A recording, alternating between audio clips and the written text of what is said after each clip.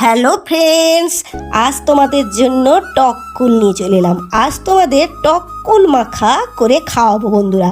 এই শীতের মরশুমে কে কে টক কুল মাখা খেয়ে নিয়েছো আগে থেকে কমেন্ট করে অবশ্যই জানিও। আমার কিন্তু খুব খেতে ইচ্ছে লাগছিল টক কুল।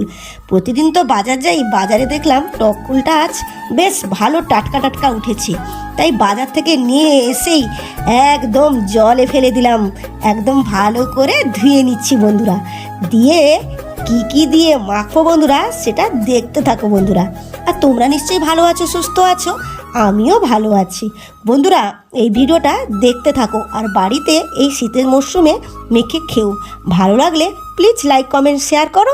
আর এই দিদিকে একবার কমেন্ট করে অবশ্যই জানিও টক কুল মাখা কেমন লাগলো।